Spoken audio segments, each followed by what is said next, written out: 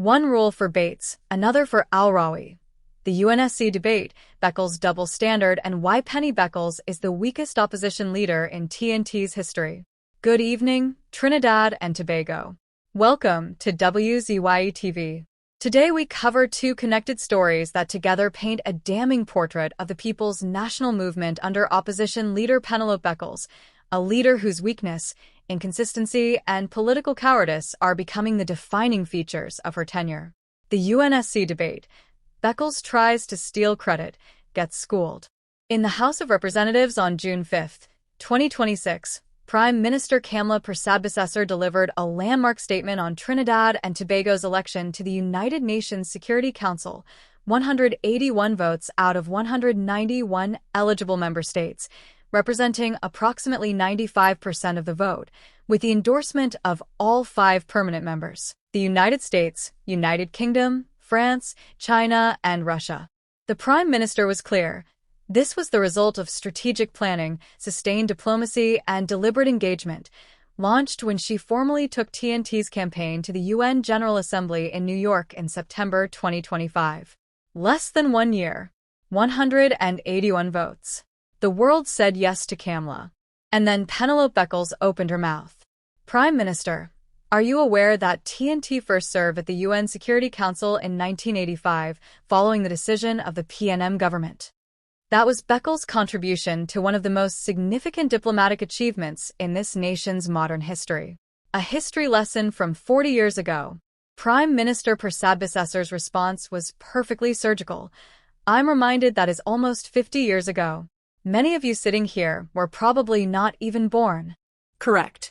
And the PNM, with 10 years to replicate that 1985 achievement, spent $67 million Trinidad and Tobago dollars, $10.1 million US dollars, paying a New York lobbyist named Arthur Collins, a man former PM Keith Rowley publicly acknowledged he knew quite well.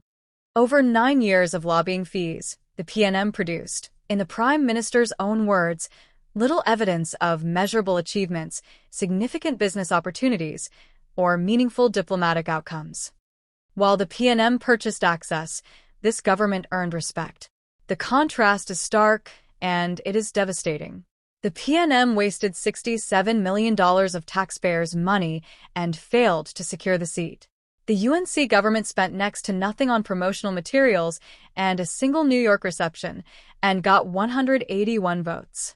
Beckles' response to that contrast was to invoke 1985. If that is the best the leader of the opposition can offer this nation, Trinidad and Tobago is in trouble. The Bates Al-Rawi scandal. One standard for a young woman, another for the old boys.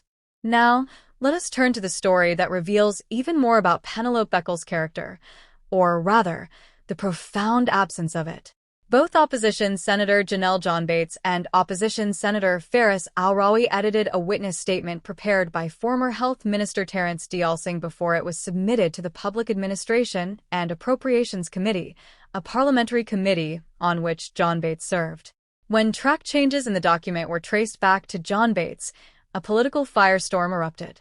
The PAC issued a special report citing a conspiracy to commit contempt of Parliament. John Bates apologized, offered her resignation, and was ultimately removed from the Senate after over a month of Beckles' characteristic dithering. Faris Al-Rawi? He is still there. Untouched. Unbothered. Unmoved. Al-Rawi, the far more senior and experienced politician, a former attorney general of this country, edited the same document. His explanation was that he did so as D'Alsing's personal attorney. Beckles asked him for a report. She met with him. And then she did absolutely nothing. When reporters asked Beckles whether Al-Rawi should also resign, she said, "Well, I've asked him for a report, and I'm also going to meet with him." That was the totality of her action. John Bates removed. Al-Rawi retained. Both involved in the same matter. One standard for the young woman senator in her first year. A completely different standard for the powerful, well-connected former attorney general. WZYE TV asks, why? What is the difference between John Bates and Al-Rawi in Penelope Beckles' eyes, other than gender, seniority, and political connections? WZYE TV analysis. Let us be direct. Penelope Beckles has now firmly earned her reputation as the weakest opposition leader in the history of Trinidad and Tobago. That is not WZYE-TV's characterization alone. It is a conclusion the public can draw from the evidence of her own conduct. In the UNSC debate, she offered a 1985 history lesson as a response to a 2026 diplomatic triumph. She said nothing about $67 million in lobbying fees that produced nothing. She had no meaningful counter to the Prime Minister's devastating contrast. The PNM purchased access. This government earned respect. In the Bates Al-Rawi matter, she threw a first-year female senator under the Balize bus while protecting a powerful male former attorney general who was involved in the exact same conduct. She dithered for over a month before finally accepting John Bates' resignation, only after PNM stalwarts publicly criticized her delay, while Al-Rawi walked away without consequence. One stroke for Bates. A totally different one for Al-Rawi. If that is Beckles' definition of leadership, integrity, and accountability, then the PNM has a profound problem. The bigger question for the PNM faithful is this: is Penelope Beckles capable of leading an effective opposition, let alone a government? A leader who cannot enforce a consistent standard within her own Senate bench, who invokes 40-year-old history to contest a modern diplomatic achievement, and who spent a month dithering over a resignation that common sense demanded she accept in 48 hours. That leader is not ready for prime time. Meanwhile, Prime Minister Kamla Persad Bissessar continues to govern. 181 nations said yes to her leadership. The world is watching TNT with renewed respect. And Penelope Beckles is still asking whether the Prime Minister knew about 1985. WZYE-TV, Caribbean News.